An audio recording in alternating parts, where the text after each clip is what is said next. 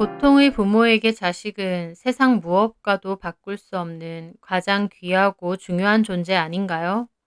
그런데 저는 저희 아버지에게 존재 자체를 부정당했습니다. 팔을 잃고 돈 한 푼 없는 알거지가 되어 저를 찾아온 아빠를 매정하게 내쳐야 했던 제 사연을 말하려 합니다. 저희 아빠는 밖에서는 사람 좋은 사람으로 통하지만요. 저희 엄마에겐 참 못난 남편이었습니다. 노는 거 좋아하고 친구들 좋아하고 집에 잘 안 계시면서 맨날 친구들과 어울려 술 드시러 다니고 등산 다니시고 무엇보다 여자 문제로 저희 엄마 속을 많이 썩혔다고 했습니다. 엄마가 그런 말씀을 저에게 안 하셔서 예전에는 잘 몰랐는데 제가 어렸을 때부터 아빠가 바람피다 걸린 게 여러 번이라고 하더라고요. 엄마는 마음 같아선 갈라서고 싶었지만 어린 저와 제 동생을 키워야 했기 때문에 그냥 참고 견디셨다고 하더라고요. 엄마는 저와 남동생이 성인이 되면 그땐 바로 갈라서겠다고 결심을 하실 정도로요. 저희 아빠 바람기는 정말 병이었습니다. 엄마는 자주 우울해하셨고 정신과 약도 종종 복용하셨어요. 그때는 내막을 모르니 엄마가 우울증이 있으신가 보다라고 생각을 했는데 지나고 보니 그게 다 아빠 때문에 생긴 화병이더라고요. 여자 문제로 그렇게 속을 썩여대니 엄마 속이 온전할 리가 없었습니다. 하지만 평생 주부로 살아오신 데다 도움받을 친정도 마땅치 않았던 엄마로서는 그저 참고 견디는 수밖에 없었던 것 같더라고요. 저희 아빠는 엄마가 이혼을 못한다는 것을 아니까 갈수록 심해져서 나중에는 대놓고 밖으로 돌고 노래방 여자랑 동네에서 버젓이 팔짱 끼고 다니다 소문이 난 적도 있었습니다. 엄마는 결국 엄마 스스로도 자립할 준비를 해야겠다며 마트에서 일을 시작하셨어요. 아빠의 바람기는 고쳐질 생각이 없으니 엄마가 따로 돈도 벌고 혼자서도 생활할 수 있는 기반을 마련해서 갈라서도 갈라설 거라고 하시면서요. 저도 점점 머리가 크면서 아빠의 그런 모습이 부끄럽고 도무지 이해가 안 되더라고요. 자식들인 저희에게는 잘했냐고요? 저는 아빠랑 별 추억이 없습니다. 아빠는 워낙 놀러 다니시는 걸 좋아했지만 그게 가족들과 함께는 아니었습니다. 친구분들과 늘 어울려 다니시거나 하루가 멀다 하고 술자리에 가셨지만 어쩌다 집에서 쉬시는 날에는 내내 잠만 자거나 누워서 TV만 보셨어요. 그러다 보니 아빠와 어떤 추억을 쌓을 일도 없었죠. 저에게 아빠는 늘 외출 준비를 하거나 집에 있을 때도 TV를 보며 무료하게 누워있던 모습 말곤 기억도 잘 안 날 정도로요. 지금 생각해보면 결혼 안 하고 혼자서 자유롭게 살아야 될 성격이신데 왜 결혼을 해서 엄마며 자식들인 저희도 외롭고 슬프게 한 건지 잘 모르겠네요. 어쨌든 그러던 도중 일이 생겼습니다. 아버지는 조선소 현장직으로 근무를 하셨는데요. 일을 하다 사고로 팔이 잘리게 된 겁니다.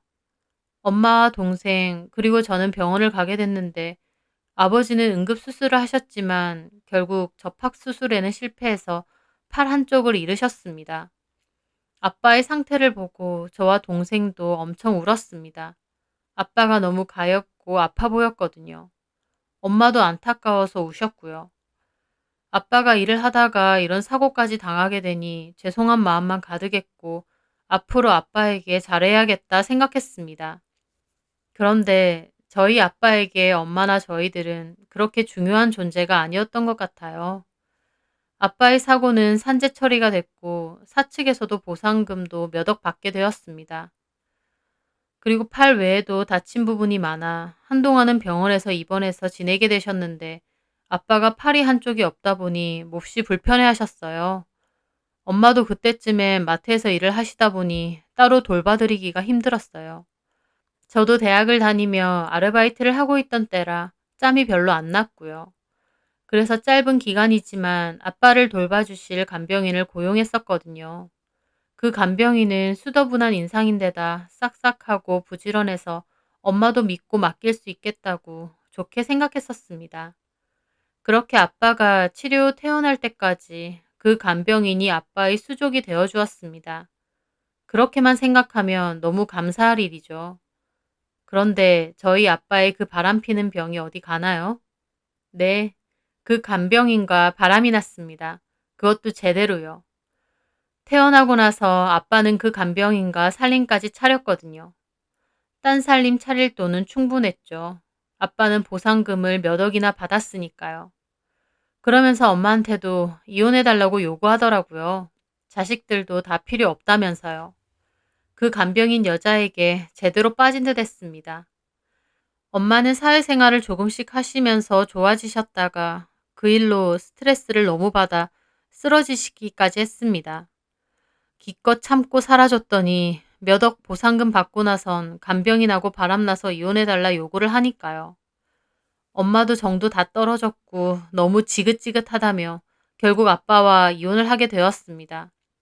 그 후부터 저와 동생은 아빠 없이 엄마랑만 함께 살았어요. 저는 이미 성인이었고 동생도 고등학생이라 엄마도 더 이상은 참을 이유가 없다고 하시면서요. 그런데 아빠는 이런저런 핑계로 미성년자인 동생 양육비도 제대로 안 주더라고요. 동생 양육비라고 해봤자 얼마 안 되고 그마저도 2년 정도만 주면 동생도 성인이 돼서 끝인데도 그것마저 안 주려고 이 핑계 저 핑계 대며 재산마저도 간병인 앞으로 다 옮긴 것 같더라고요. 엄마는 끝까지 사람 새끼도 아니라면서 일을 바득바득 가셨어요. 하지만 저는 차라리 엄마가 더 이상 속 끓지 않고 이렇게 엄마랑만 사는 게 속 편하더라고요. 저도 아르바이트를 계속하며 엄마를 도왔고요. 그런데 저희 엄마가 아빠 때문에 스트레스를 너무 받으신 건지 그때쯤 잦은 두통을 호소하다가 결국 뇌졸중 판정을 받으셨습니다. 수술이 필요한데 엄마의 보험으로는 보험비가 나오지 않아 수술비가 막막한 상태였습니다. 저는 아빠에게 가장 먼저 찾아갔어요. 엄마 상태가 저러니 돈을 좀 빌려달라고요. 저는 아무리 그래도 20년을 함께 산 와이프가 자기 자식들의 엄마였던 사람이 뇌질환으로 수술을 받아야 된다고 하면 당연히 돈을 마련해 줄 거라고 생각했습니다. 그런데 아빠는 단칼에 거절하더라고요. 돈 없다면서요. 왜 돈이 없냐고, 보상금 받은 걸 그새 다 썼냐고 하니 아줌마 앞으로 다 되어 있어서 아빠가 함부로 못 꺼낸다고 하더라고요.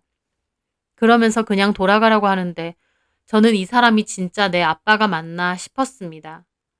하루라도 빨리 수술 결정을 내리고 수술을 받아야 하는데 정말 남일인 양 귀찮은 얼굴로 못 도와준다고 돌아가라고 하더라고요. 저는 차마 떨어지지 않는 발걸음으로 그 자리에서 화를 냈습니다. 아빠가 사람이에요? 뭐? 엄마가 누구 때문에 저렇게 됐는데요? 그게 왜 나 때문이야? 너네 엄마 머리에 문제가 있는 게 왜 나 때문이냐고? 아빠가 평생 엄마 속 썩이고 힘들게 하니까 엄마 몸이 버틸 수가 있겠어요? 제가 악에 받쳐서 따지니 아빠는 무슨 날파리 쫓듯 저보고 그냥 가라고 하더라고요. 야, 너 그냥 가! 짜증나게 하지 말고. 어떻게 끝까지 이럴 수가 있어요? 너네 엄마랑 나랑 이혼한 거 몰라? 남남이야. 아빠 자식들의 엄마잖아요. 제 말에 아빠는 저를 가만히 보더니 그러시더군요. 그럼 너도 남 하던지. 뭐라고요? 나 딸 없는 셈 칠 테니까 그만 징징거리고 그냥 가라. 어차피 너나 건영이나 다 너네 엄마 편이지 내 편 아니잖아. 나 딸도 없고 아들도 없다. 그러니까 그냥 가. 아빠는 딸 없는 셈 치겠다고 하더라고요. 돈 주기 싫어서요. 아빠에게 면전에 대고 딸 없는 셈 칠 테니까 가라는 말을 듣는 그 심정. 겪어보지 않은 사람은 절대 모를 겁니다. 도대체 이 사람에게 나는 뭔가, 내가 자식이 맞긴 한 건가, 나에 대해서 쥐꼬리만한 애정조차 없는 건가, 수많은 생각이 들더군요. 아빠는 자기 할 말만 하고 문을 닫았고, 저는 너무 큰 충격을 받고 휘청이며 그곳을 빠져나왔습니다. 저는 친척분들에게 사정을 했고, 결국 거제에 사는 이모가 빚까지 내서 수술비를 겨우 마련해 주셨어요. 천만다행으로 수술은 굉장히 잘 됐습니다. 물론 재활 치료도 필요하고 후 관리도 중요했지만 일단은 수술이 잘 됐고 엄마 같은 경우는 후유증이 크지 않고 경과가 굉장히 좋다고 하더라고요. 엄마 수술이 잘 된 건 다행이었지만 제가 아빠에게 받은 그 상처는 그대로 응어리가 져서 제 마음에 한으로 남게 되었습니다. 평생 마음고생만 하고 힘들게 산 엄마가 왜 이렇게 힘들어야 되나, 우리 가족은 왜 계속 이렇게 힘들까 우울하기도 했는데 사람 죽으라는 법은 없는지 그 후에 기적처럼 저희 가족에게 조금씩 볕이 들기 시작했어요. 제가 조기 취업을 하며 원하는 회사에 들어가게 되었고, 엄마 동생인 저희 삼촌이 하던 사업이 잘 되면서 저희 엄마에게 대리점을 하나 마련해 주시게 됐거든요. 엄마는 수술과 재활 치료 때문에 마트 일을 그만두셨는데 삼촌 덕에 대리점 점장으로 일을 하게 되었습니다. 상황이 좋은 쪽으로 풀리고 금전적으로도 숨통이 조금씩 트이기 시작하더라고요. 이모에게 빌린 수술비도 갚고요. 우리 가족 앞으로도 이렇게 서로 의지하며 행복하게 잘 살면 좋겠다고 생각했습니다. 그런데 그런 저희 가족 앞에 아빠가 나타나셨어요. 엄마와 이혼한 지 2년 만에요. 저희 집 앞에 불쑥 나타난 아빠 꼴이 어땠는지 아세요? 완전 거지 꼴이더라고요. 아빠는 엄마를 마음대로 찾아와 자기 좀 도와달라 사정하며 그간의 사정을 말했다고 했습니다. 아빠가 팔이 한쪽 없다 보니 회사를 그만두고 나서 재취업도 어려워서 그 간병인이랑 장사를 하려고 했었대요. 그 간병인이 그렇게 하자고 꼬셨다더군요. 그런데 장사를 준비하는 듯 하다가 아빠 돈을 들고 그대로 날랐다고 했습니다. 애초에 엄마에게 동생 양육비도 안 주려고 모든 재산이며 돈은 그 간병인 앞으로 돌려놨으니 그 간병인은 손 안 대고 코 푸는 격으로 돈을 쉽게 손에 넣고 그대로 도망간 거죠. 바람난 아빠나 그 여자나 초반에야 서로 좋아 죽었겠지만 같이 몇 개월 살다 보니 금방 사이가 틀어졌고 싸우기도 엄청 싸웠다네요. 그러다가 결국 그 여자는 아빠 돈을 들고 튄 거고요. 아빠가 신고도 하려고 경찰도 찾아가 봤지만 어쩌겠어요. 본인이 스스로 명의를 그렇게 다 돌린 것을. 아빠는 한마디로 자기께에 자기가 넘어간 겁니다. 간병인이 보상금이며 집 전세금까지 아빠 몰래 홀라당 들고 튄 거라 알거지가 된 아빠는 단순 노동일로 겨우겨우 연명하며 사셨다네요. 팔이 한쪽이 없다 보니 일 구하기도 힘들어서 결국 도와달라고 저희를 찾아온 겁니다. 엄마는 집에 못 들어오게 하고 그냥 가라고 했는데 기어코 엄마를 붙잡으며 구구절절 얘기하고 있는 걸 퇴근하고 온 제가 보게 되었어요. 엄마는 꼴 보기 싫으니 그냥 가라고 했는데 아빠가 불쌍한 척하며 그래도 한때 가족이지 않았냐며 도와달라고 하더라고요. 그렇게 실랑이를 벌이고 있는데 제가 오니까 아빠는 막 반가워하면서 내 딸 잘 지냈냐고 얼굴 보니 확 폈다면서 아빠 안 보고 싶었냐고 하시더라고요. 차라리 그렇게 떠났으면 잘 먹고 잘 살기라도 하던가 그렇게 추레하게 나타난 아빠가 정말 한심하고 더 미웠습니다. 그래서 제가 그랬죠. 여기 왜 오셨어요? 아빠 사정이 너무 안 좋아. 엄마한테는 다 말했는데 아빠 이러다가 길가에서 객사할 것 같다. 일단 집에 좀 들어가서 얘기하자. 아빠는 정말 끝까지 뻔뻔하고 자기밖에 모르더라고요. 저는 아빠에게 단호하게 말했습니다. 아빠라뇨. 저 아빠 없어요. 뭐? 제가 아빠가 어딨어요. 제가 엄마 수술비 좀 달라고 찾아갔을 때 먼저 그러셨잖아요. 우리는 이제 아무 사이도 아니라고. 아빠한테도 딸 없다고. 제 말에 아빠는 얼굴이 하얗게 질려서 그러시더군요. 미안하다 미래야. 내가 그때는 제정신이 아니었어. 그 간사한 여자한테 속아서. 내가 그러면 안 됐는데. 아니요. 그 여자 때문 아니잖아요. 애초에 건영이 양육비 그 몇 푼 되지도 않은 그것도 안 주고 싶어서 재산 다 돌린 거 모를 줄 아세요? 그런 거 아니야. 그 여자가 정말 나를 속였어. 그건 그 여자랑 알아서 하시고요. 앞으로 여기 찾아오지 마세요. 무슨 권리로 여길 찾아오세요? 남남이잖아요. 다시는 오지 마세요. 또 오면 신고할 겁니다. 엄마, 들어가자. 저는 엄마를 모시고 안으로 들어가는데 아빠가 저와 엄마를 잡고 늘어지더라고요. 저는 아빠를 힘껏 떼어놓았습니다. 솔직히 아무리 미워도 아빠라고 그렇게 하는 게 저라고 마냥 속 시원했겠나요?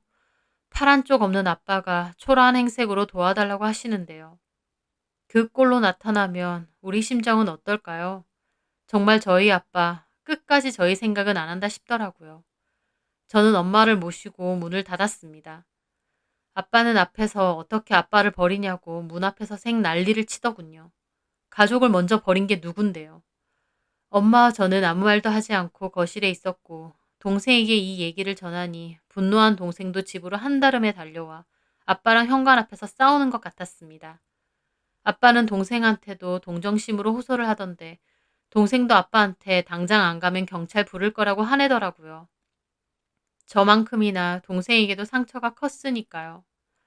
그렇게 동생은 아빠를 보내고 집으로 들어왔습니다. 그날은 기분이 너무 착잡해 서로 아무 말도 하지 않았어요. 가족이 뭐라고, 핏줄이 뭐라고, 그토록 매정하게 우리를 저버렸는데 그래도 아빠라고 마음은 아프더라고요. 하지만 그래도 아빠를 용서할 마음은 전혀 없습니다. 앞으로 아빠를 보고 살 생각도 없고요. 아빠가 엄마 수술비 때문에 찾아간 저에게 모질게 말하며 나에게는 딸 없다고 말했을 때 저한테도 아빠라는 존재는 없어진 거니까요. 아빠가 아빠 말대로 객사라도 하면 괴롭고 또 이런 결정을 후회할지도 모릅니다. 하지만요. 아빠도 가족에게 씻을 수 없는 상처를 주고 본인만을 위하며 그렇게 살았으니 그만한 대가는 본인이 치르는 게 맞다고 생각합니다. 가족이라는 이름을 무기 삼아서 자기 필요할 때만 저희를 찾는 아빠. 저희도 필요 없거든요. 아빠는 그 후에도 두어 번 찾아온 듯한데 엄마가 문도 안 열어주고 경찰도 한번 불렀다네요. 그 후로는 더 이상 아빠도 찾아오지 않습니다. 아빠가 어디서 어떻게 사는지는 이제 모릅니다. 가끔은 생각이 나기도 하지만 가족보다 본인의 삶과 욕망만 쫓은 아빠이니 알아서 잘 사시라고 하고 싶습니다. 상처가 많았던 저희 가족이지만 앞으로도 지금처럼 서로를 보듬어가며 잘 살아갔으면 합니다. 제 사연 들어주셔서 감사합니다.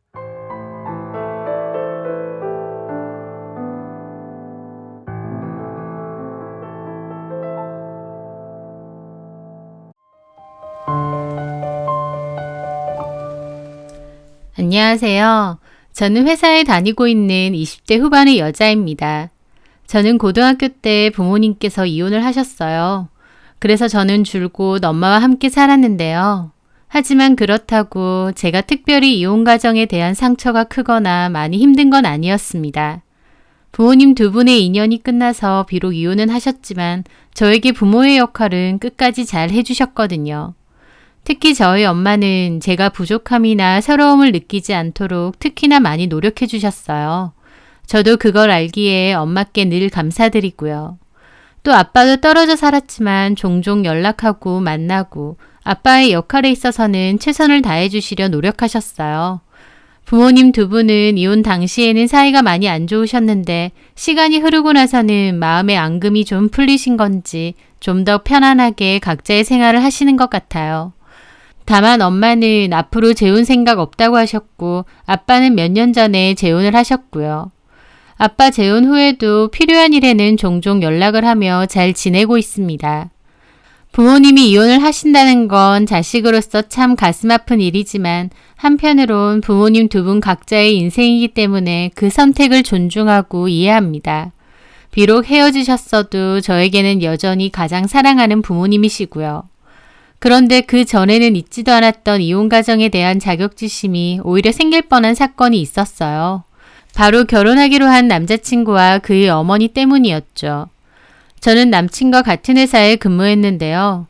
남친의 나이는 저보다 5살이 많고 회사는 1년 먼저 입사했습니다. 부서는 서로 달랐지만 협력이나 조율을 많이 해야 되다 보니 왕래가 많았어요. 그렇게 업무를 같이 하다가 친해지게 되었는데 하루는 저를 좋아한다고 고백을 했습니다. 저는 거절했어요. 같은 회사 사람인 것도 부담스러운 데다 기본적으로 저는 결혼 생각이 없는 사람이었거든요. 제가 결혼 생각이 없는 데에는 부모님의 이혼 영향도 아예 없지는 않겠지만 그보다는 그냥 혼자서 사는 것도 나쁘지 않을 것 같은 이유가 더 컸습니다. 하지만 그 남자는 꾸준한 대시 그리고 저에게 참 지극정성으로 잘하더라고요. 저는 결혼 생각이 없다, 연애만 할 생각이다, 그래도 괜찮냐 했는데 그 남자는 괜찮다고 했습니다. 그 남자의 노력으로 결국 저도 마음을 열게 되었고 사귀게 되었죠. 1년 반 정도 사귀는 동안 서로 많이 좋아했고 사내 연애다 보니 회사 사람들도 다 저희가 결혼을 할 거라고 생각했어요. 저보다는 남친이 나이가 좀 있고 결혼을 많이 원하는 편이어서 그런지 처음 약속과 달리 저에게 결혼 이야기를 자꾸 꺼내더라고요. 하지만 저도 남친이 좋다 보니까 처음 결심과 달리 결혼 생각도 어느 정도 생기긴 했습니다. 그래서 제가 그랬죠. 나도 전처럼 무조건 결혼 안 하겠다고는 안 하고 진지하게 결혼을 염두에 두면서 만나보겠다고요. 물론 결혼을 하겠다라고 한 건 아니었습니다. 아예 결혼 생각이 없었다가 좀 더 생각을 달리 해보겠다는 뜻이었죠. 하지만 남친은 제 말을 결혼 승낙처럼 받아들인 건지 얼마 지나지 않아 자기 어머니를 만나자고 했습니다. 어머니께 제 이야기를 꺼내니까 어머니도 저를 보고 싶어 하신다면서요. 저는 좀 부담스럽더라고요. 하지만 결혼과 별개로도 남자친구 어머니를 뵐 수 있는 거니까 알겠다고 했습니다. 평소 남친에게 어머니에 대해서 들었을 땐 어머니가 성격도 쿨하시고 시원시원하시다 그래서 저도 그런 성격을 예상하고 갔었죠. 식사할 식당은 제가 예약했습니다. 전에 저희 엄마랑 함께 가봤던 곳인데 깔끔하고 맛있는 데다 분위기도 좋아서 기억에 남았던 식당이었죠. 식당 예약도 하고 남친 어머니를 처음 뵙는 자리다 보니 옷도 신경 써서 입었습니다. 그렇게 약속 시간에 맞춰 먼저 가 있으니 남친과 남친 어머니도 오시더라고요. 저는 인사를 드렸습니다. 그런데 남친 어머니는 남친이 말한 것처럼 쿨하고 시원시원한 성격이 아니라 좀 직설적이고 무례하신 편이더군요. 아무리 제가 아들 여자친구고 예비 며느리라 생각하신다 해도 처음 보는 사람인데 다짜고짜 반말부터 하셨어요. 물론 어른이면 친근감 있게 반말하실 수도 있죠. 그런데 반말이라는 게 정감 있고 친근감 있는 반말이 있고 아랫사람 하대하듯이 기분 나쁜 말투의 반말이 있잖아요. 어머니는 딱 후자였습니다. 인사하는 저를 훑어보면서 대뜸 무슨 그런 옷을 입고 나왔느냐며 나한테 잘 보이고 싶었냐 그러시는 거예요. 거기서 저는 처음 당황스러움을 느꼈죠.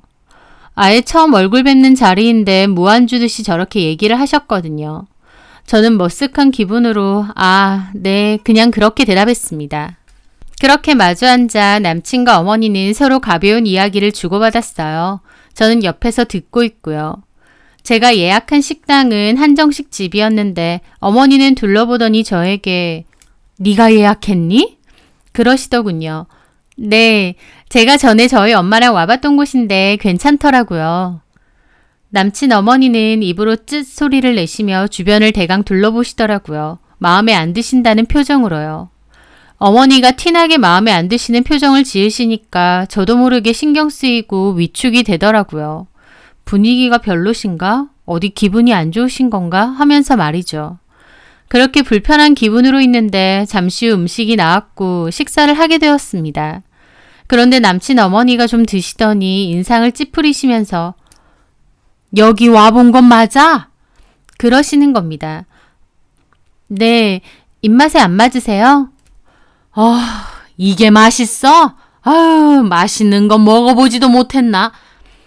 그러시는 거예요. 어머님의 빈정거림에 저는 너무 황당하더라고요. 남친은 옆에서 난 맛있는데? 그러고 있고요. 그뿐이 아니었습니다. 음식 드시다가도 드시던 젓가락으로 저를 가리키면서 물 좀 더 달라고 해 라고 하시던가 네 옆에 있는 그것 좀 줘봐 그러시고 말투가 정말 아랫사람한테 함부로 대하는 듯한 그런 말투였거든요. 저는 기분이 안 좋았죠. 누가 들어도 저한테 하대하는 듯 하셨거든요. 하지만 속으로는 어머님 성격이나 말투가 원래 저러신가 보다 하면서 분위기 망치고 싶지 않아 적당히 웃으며 맞춰드리고 있었습니다. 그렇게 식사가 어느 정도 끝났는데 남친 어머니가 저한테 대뜸 그러시더군요. 우길이한테 들어보니 이혼가정이라고 하던데. 네. 뭐 어떻게 들을지는 모르겠는데 솔직히 이혼가정이라고 하면 선입견이 좀 있잖아. 우리도 그런 게 없지 않아 있고. 우리 우길이는 정상적인 가정에서 자랐는데 너는 이혼가정이라고 하길래 결혼 허락에 대해서 좀 망설인 것도 있어. 저는 그 말을 듣는데 황당하면서도 기분이 확 상하더라고요. 그럼 저는 비정상적인 가정에서 자랐나요? 요즘 시대에 이혼이 뭔 대수라고 사람 면전에 대고 저렇게 말하시는 걸까? 그 상황이 너무 기분이 나빴죠. 하지만 남친 어머니는 저한테 무슨 큰 은혜라도 베풀어주는 양 근데 나는 그래도 우리 아들이 좋다고 하니 선입견 없이 너를 받아주려고 해. 아, 네. 저는 얼떨떨한 기분으로 그냥 네라고 대답했죠. 그런데 그 어머니는 그러니까 너는 결혼하면 우리한테 특히나 잘해야 돼. 솔직히 우길이 아빠는 너 이혼 가정이란 말에 싫어했었어. 보통 이혼 가정에서 자란 애들은 이혼 쉽게 생각하는 게 있지 않냐고. 별로 안 내킨다고. 근데 내가 좋게 설득한 거지. 부모 말고 며느리 되레의 댐댐이만 따지자 하면서. 내가 이렇게 뒤에서 노력한 거 알면 너 나한테 많이 고마워해야겠지? 그러니까 나한테 잘해야 돼. 잘해야 된다는 소리를 몇 번이나 강조하시면서 말하시는 겁니다. 남친도 옆에서 맞다는 듯 고개를 끄덕이며 듣는데 남친 어머니보다 남친이 더 얄밉고 화나더라고요. 결혼 생각 없다는 사람 그렇게 설득하면서 결혼하자고 한 게 누군데요. 제가 이 상황에서 저를 받아주셔서 감사합니다 라고 해야 되는 건가요? 저희 집이 이혼 가정이라는 이유로 시작부터 갑질을 하려 하는 게 너무 기막히더라고요. 저는 너무 불쾌한 기분으로 뭐라고 말씀을 드려야 되나 생각하는데 어머니는 한술 더 떠서 얘기하시더군요. 이혼 가정에서 자랐으면 외로움도 특히 많이 느꼈을 텐데 너 위에서 다 같이 복닥하게 지내는 것도 괜찮을 것 같네. 가족의 정도 좀 느껴보고. 그러면서 은근히 같이 살자는 뜻까지 내비치시는 겁니다.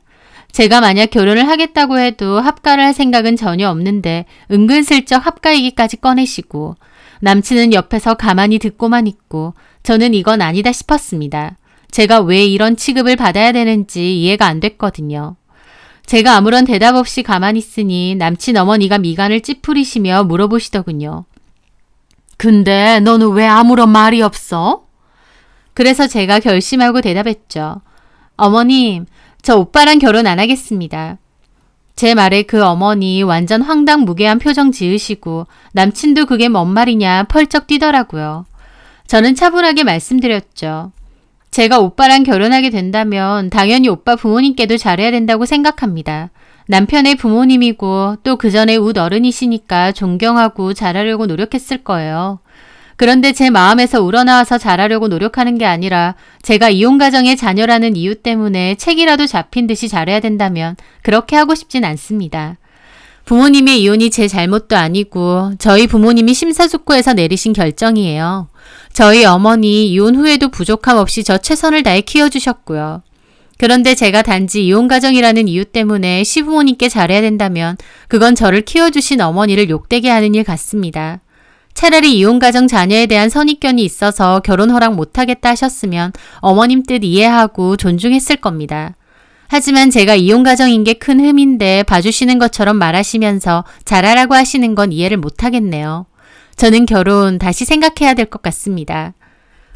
저렇게 얘기를 했는데 쭉 연달아서 말한 건 아니고 중간중간 어머님이 제 말을 자르며 너 이혼 가정에 자격지심 있느냐, 어른 무서운 줄 모르냐, 요즘 애들 무섭다 등등의 말도 하셨습니다.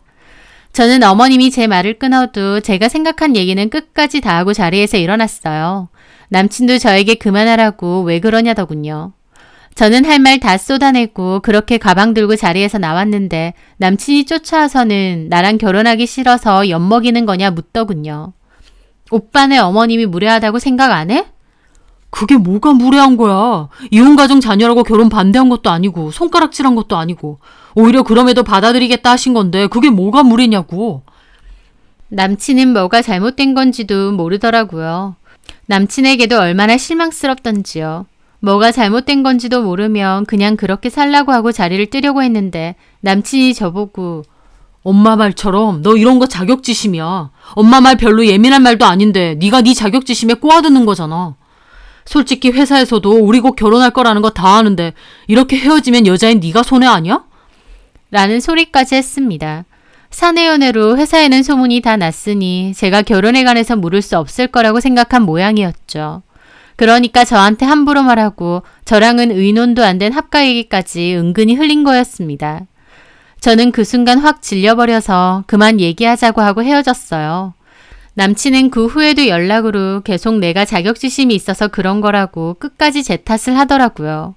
그러면서 자기 부모님한테 사과했으면 좋겠다 어쩌고 하길래 그럴 생각 전혀 없다. 그리고 우리는 그만하는 게 낫겠다. 너는 이혼 가정에서 자란 자격지심 있는 사람 말고 너네 어머니가 말하는 소위 정상적인 가정에서 자란 친구랑 결혼해라.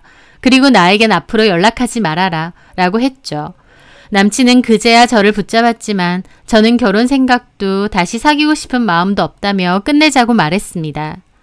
끝이 너무 안 좋다 보니 이별을 해도 가슴 아픈 것도 없고 오히려 잘 헤어졌다 싶더라고요. 남친은 그 후에도 회사에서도 자꾸 따로 얘기하자 그러면서 찾아오거나 연락을 했습니다. 그때마다 저는 단호하게 헤어질 것을 말했어요. 제가 마음을 바꿀 생각이 없자 남친도 결국 알겠다고 했습니다. 그리고 제가 그랬죠. 회사 사람들한테는 자초지종 얘기하지 말고 그냥 서로 안 맞는 부분이 있어 헤어졌다고만 하자고요. 괜히 사람들 입에 구설 오르내리게 하고 싶지 않으니 서로의 회사 생활을 위해 자세한 이야기는 하지 말자는 거였습니다. 솔직히 제가 그렇게 말한 건 남친을 위한 마지막 배려기도 했습니다. 진짜 이별의 사유를 회사 사람들이 알게 되면 저보다는 남친이 욕을 먹을 가능성이 더 컸으니까요. 하지만 나중에 보니 그건 철저한 제 오지랖이었더군요. 남친도 그렇게 하겠다고 해놓고 뒤에서는 회사 사람들에게 이별의 이유는 전부 나 때문이고 내가 자격지심이 많고 이상한 애라며 뒷담을 했거든요. 대강 들리는 얘기를 들어보니 자기 어머니는 제가 이혼 가정이라는 거 이해하고 문제 삼지 않겠다. 그동안 마음고생하고 힘들었을 테니 결혼하면 우리가 잘해주겠다. 그러니까 너도 그만큼 잘하고 서로 잘하자 이렇게 말한 건데 제가 혼자 급발진해서 제가 어머니께 소리 지르고 깽판치고 난리쳤다고. 없는 이야기까지 만들어 과장해서 말하고 다닌 거였습니다. 게다가 덧붙여서 사귀는 동안 자격지심에 열등감도 많아서 성격도 이상했다느니 그걸 제 친한 동료도 전해 들었고 저한테 얘기를 해주었는데 기가 막히더라고요. 제가 헤어지자고 했다고 저한테 앙심이라도 품은 건지 회사에서 저를 완전 미친년으로 몰고 가듯이 뒷담을 하고 다닌 겁니다. 그 소리를 듣는 회사 사람들도 저를 아는 사람들은 진짜 그렇게 했느냐, 시연 씨 그런 사람 아니지 않느냐 그랬다는데 저를 잘 모르는 사람들은 믿는가 보더라고요. 저는 너무 억울해서 친한 동료 한 명에게 어머니 소개받는 자리에서 어떤 일이 있었는지, 그 후에 그 남자가 뭐라고 했는지, 있었던 일에 대해 자초지종을 다 말하게 되었습니다. 제 얘기를 듣고 저보다 더 억울해한 동료가 자기 주변에 그 얘기를 다 했어요. 게다가 그 남자도 자기 무덤 자기가 판 게 저를 이상한 여자로 몰아가려고 없는 이야기까지 만들어내고 거짓말을 하다 보니 말의 앞뒤가 안 맞았던 겁니다. 듣는 사람들도 나중에는 거짓말인 걸 눈치채고 오히려 남친을 향해 수군대더라고요. 이혼 가정이라는 걸 약점 삼아 나한테 함부로 대하고 은근히 합각까지 강요한 것. 게다가 회사에 소문나면 여자인 너만 손해 아니냐는 소리까지 하고 헤어지는 이유에 대해서도 일방적으로 거짓말하고 나를 이상한 여자로 몰아댄 것 등등이 회사의 소문으로 쫙 퍼지면서 그 남자는 완전 인간 쓰레기가 되었죠. 저희 회사에서도 당연히 이혼 가정에서 자란 사람도 있고 본인이 이혼한 사람들도 있는데 그 얘기 듣고 기분 나빠하신 분들도 많았고요. 그 남자는 원래 성격도 워낙 눈치도 많이 보고 다른 사람들한테도 과하게 자신을 좋게 포장하려는 사람이었다 보니 회사에 그런 소문이 돌고 본인을 안 좋게 보는 시선들이 꽤나 힘들었던 모양이었습니다. 소문이 돌고 몇 주도 안 돼서 스스로 회사를 그만두더라고요. 저는 차라리 잘 됐다 싶었죠. 괜한 구설에 휘말려 골치가 아팠는데 먼저 나가줬으니까요. 회사에는 가뜩이나 소문이 많이 도는 곳이니까 이별 사유에 대해서 구체적으로 말하지 말자 한 건데 자기 얼굴에 침 뱉는 건지도 모르고 저를 이상한 사람 만들려다가 정작 지가 역풍 맞고 멀쩡히 다니던 회사까지 그만두게 되었던 겁니다. 헤어지고 나서도 회사에서 자꾸 마주쳐야 되는 게 불편한 부분도 컸는데 제 입장에선 오히려 편해졌어요. 지금까지도 회사에는 잘 다니고 있고요. 소문도 그 남자가 그만두고 얼마 지나지 않아 잠잠해졌습니다. 저보고 그런 치사한 인간이랑 어떻게 1년 반이나 사귀었느냐 물어보는 분들도 있었는데 사귈 때는 몰랐죠. 그때는 착하고 다정하고 좋은 사람 같았으니까요. 결혼과 이혼도 똑같은 것 같습니다. 이혼하고 싶어서 결혼한 사람은 그 누구도 없죠. 사랑하고 또 행복한 가정을 꾸리고 싶어 결혼을 선택하는 거니까요. 하지만 많이 다른 사람과 사람이 함께 사는 거기 때문에 문제가 없을 수 없고 그렇다 보니 정 안 맞으면 헤어질 수도 있다고 생각해요. 이혼한다는 건 비난한 일도 아니고 잘못한 일도 아닙니다. 그냥 그 사람이 더 나은 인생을 위해 선택한 것일 뿐이겠죠. 그런데 그걸 대단한 약점이라도 되는 양 저한테 바짝 엎드리라는 식으로 구는데 저는 그런 결혼을 할 생각도 없고 할 이유도 없습니다. 어찌 보면 차라리 결혼 전에라도 그렇게 티를 내준 게 고마울 지경이에요. 전 남친네는 본인들이 내세울 게 이혼 가정이 아니라는 것 그거 하나뿐인가 본데 그런 생각과 태도로 남의 집 귀한 딸에게도 상처를 주고 본인들이 대접받으려고 굴면 결국 본인 아들도 본인들이 그렇게 질색하던 이혼의 당사자가 될 수도 있다는 걸 알았으면 합니다. 물론 저는 그 남자와 그 어머니에게 너무 대여서 결혼 생각 싹 사라졌습니다. 여태껏 저를 위해 고생해주신 엄마 모시면서 제 한 몸 잘 건사하면서 그렇게 살아가려 합니다. 제 사연 들어주셔서 감사합니다.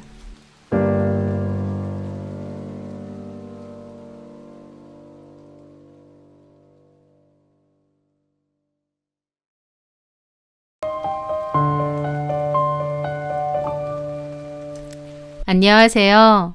저는 출판사를 다니고 있는 30대 중반의 여자입니다. 부모는 자식들에게 아낌없는 나무가 아닌가 싶어요. 모든 것을 다 기꺼이 내어주는 나무 말이죠. 저희 아버지도 그렇습니다. 일찍 돌아가신 엄마를 대신해 아빠가 부모님 역할을 모두 다 해주셨어요.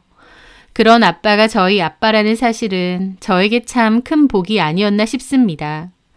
엄마가 없다 보니 저랑 언니가 위축될까봐 더더욱 신경을 많이 쓰셨던 것 같아요. 주변에선 아빠 보고 재혼은 안 하냐, 애들한테 엄마를 만들어줘라 라는 말도 많았던 것 같지만 저희 아빠는 저희만 보고 사셨죠.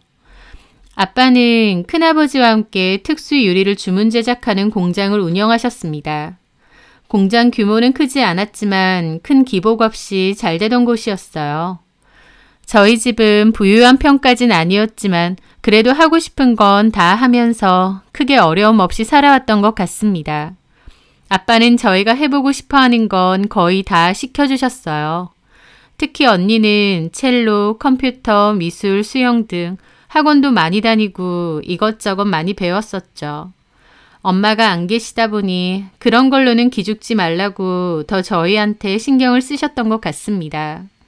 그래도 아빠가 그렇게 여러 가지를 해주신 덕에 언니도 적성을 잘 찾은 것 같아요. 언니는 음대를 졸업했고 프리랜서 첼리스트로 활동을 하다가 결혼을 했습니다. 저는 신문방송학과를 졸업하고 원래는 방송사 작가가 되려고 했다가 뒤늦게 출판사로 취업을 했고요.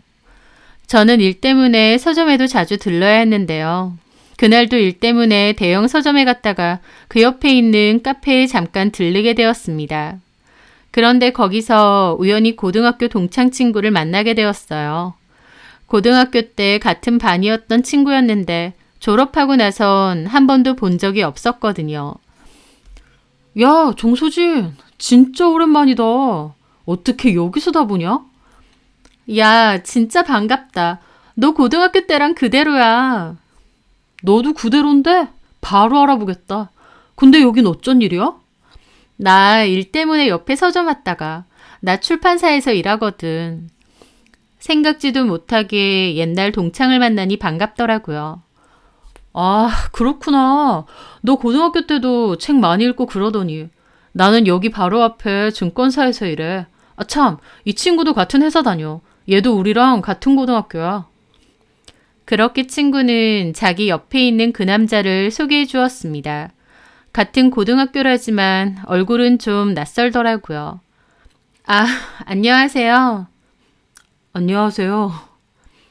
동창이라니까 뭔 존댓말이야. 소진이 너는 얘 잘 모르지? 최건영이라고. 얘는 그때 이과여서 너는 잘 모를 거야. 아, 그렇구나. 그런데 그 남자는 저를 알더라고요. 나는 아는데 너네 반 놀러 갔을 때 몇 번 봤었어. 이름은 정확히 몰랐지만. 아, 그랬어? 야, 이렇게 만난 것도 우연인데 어디 가서 맥주 한잔 할래? 우리는 퇴근했는데. 그럴까? 나도 일 끝났는데. 그렇게 갑자기 만난 고등학교 동창 친구와 술을 한잔 하게 되었던 겁니다. 좀 갑작스럽긴 하지만 이런저런 근황 얘기도 하고 옛날 얘기도 하니 재밌더라고요. 그 건영이라는 친구도 제가 어색할 수도 있을 텐데 잘 웃고 분위기도 잘 맞췄습니다. 그래서 금방 친구처럼 친하게 되었죠. 그때 너 비싼 패딩 입고 오고 신발하고 가방도 비싼 것만 하고 다녔잖아. 그래서 우리끼리는 너 부잣집 딸이라고 잘 그랬는데. 그 말에 저는 웃었습니다. 부자는 무슨 우리 집 그냥 평범해. 그냥 아빠가 엄마 없다고 기죽지 말라고 괜히 비싼 거 잘 사주고 그러신 거지. 아버지 무슨 사업한다고 안 하셨어? 지금도 하셔? 지금도 하고 계셔. 야, 그럼 잘 사는 거네. 사업한다고 다 잘 사니? 지금도 하고 다니는 거 보니 좀 사는 집 같은데 그 가방도 비싼 거 아니야? 야, 이거 월급 모아서 면세점에서 산 거야. 출판사가 얼마나 박봉인 줄 아니? 그러면서 재밌게 웃고 술자리를 가졌고 서로의 연락처도 주고받았습니다. 그 후에도 서로 안부 문자도 주고받고 한 번씩 보기로 했었죠. 그런데 하루는 친구가 아니라 건영이에게서 연락이 왔더라고요. 물론 술자리에서 다 같이 친구하기로 했지만 따로 연락이 온 건 처음이었습니다. 굿모닝. 밥 먹었어? 나 오늘 외근을 좀 나가야 해서 너네 출판사 근처로 갈 건데 시간 되면 같이 점심이나 먹을래? 그래서 저도 알겠다고 하고 건영이를 만나게 되었습니다. 수더분하고 착한 성격 같아서 같이 있으면 편하고 재밌더라고요. 그 뒤로도 건영이와는 몇 번 더 만나서 밥도 먹고 술도 한 잔씩 했는데 그 동창 친구가 전화와서 그러더라고요. 건영이랑 잘해보라고. 건영이가 저를 많이 좋아한다면서 너네 잘 어울린다고 하더라고요. 저는 그냥 친구가 됐으니 연락을 자주 한다고 생각했는데 건영이가 저를 좋아한다는 겁니다. 처음에는 그게 좀 부담스럽기도 했는데 저도 어차피 만나는 남자친구도 없었고 또 건영이도 괜찮은 남자 같았어요. 그래서 열린 마음으로 만나게 되었고 또 사귀게 되었죠. 저희는 4년 정도 결혼을 전제로 만남을 가졌습니다. 그런데 그러던 와중에 저희 집에는 문제가 생겼습니다. 바로 아빠와 큰아버지가 하시던 사업에 큰 작은 문제가 생겼던 겁니다. 아빠가 하시는 일이다 보니 자세한 내용까진 모르지만 꽤나 큰 문제였던 것 같았고 그 일로 아빠도 큰아버지도 고생을 많이 하셨어요. 처음에는 다 잘 해결될 거라고 하셨는데 갈수록 상황이 악화가 된 건지 결국 1년도 안 돼서 공장은 문을 닫을 지경이 되었습니다. 평생 일해오신 곳이다 보니 아빠나 큰아버지나 공장을 지켜보려 마지막까지 노력을 다 하셨지만 결론적으로 공장은 폐업까지 해야 했습니다. 그 일로 아빠도 상실감이 크셨고 꽤나 힘들어 하셨죠. 나중에 큰아빠는 여기서의 생활은 정리하고 시골로 내려가신다고 했습니다. 할아버지가 돌아가시면서 큰아빠와 저희 아빠에게 시골 땅을 반반 넘겨주고 가셨는데요. 농지였고 두 분 다 임대를 내주셨거든요. 큰아버지는 귀농 교육받고 내려가서 본격적으로 농사를 지으신다고 했고 아빠는 여기나마 어떻게든 다시 사업을 일으켜 보겠다고 하셨죠. 그렇게 아빠는 혼자 남아서 어떻게든 해보시려고 노력했으나 결국 그나마 있던 돈까지 다 날리고 잘 안 됐습니다. 아빠는 그맘때 스트레스가 너무 심했고 건강도 굉장히 안 좋아지셨습니다. 저도 언니도 그런 아빠가 너무 걱정되더라고요. 그러다 결국 아빠도 큰아버지를 따라 시골로 내려가시기로 했습니다. 저도 아빠에게 여기 일은 다 내려두고 시골 가서 편하게 잘 지내시라고 했죠. 그 모든 일은 불과 4년 만에 일어난 일이었습니다. 아빠는 저한테 한 번씩 어쩌다가 일이 이렇게 됐는지 모르겠다는 한탄을 잘 하셨는데 옆에서 지켜보는 저도 같은 생각이었어요. 평생 잘 운영하셨던 공장이 한순간에 이렇게 고꾸라질 수도 있구나 싶더라고요. 하지만 저는 그런 아빠를 위로했습니다. 언니도 결혼을 했고 나도 내 직장 다니면서 내 앞가름 하지 않느냐. 우리 때문에 평생 고생하시면서 일하셨는데 이제 우리 걱정은 말고 큰아빠랑 내려가셔서 편하게 지내셔라 라고요. 제 말에 아빠도 조금은 홀가분하게 정리를 하고 내려가셨죠. 다만 회사 운영이 어려웠을 때의 여파로 빚이 좀 있으셔서 저희가 원래 살던 집은 싹 팔아서 빚 정리를 했었습니다. 저는 직장 근처에 작은 오피스텔 하나를 구해서 혼자 살았고요.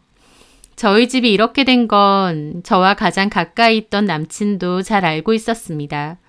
저를 걱정하고 위로해주고 그랬으니까요. 그때 저도 남자친구에게 의지를 많이 했었죠.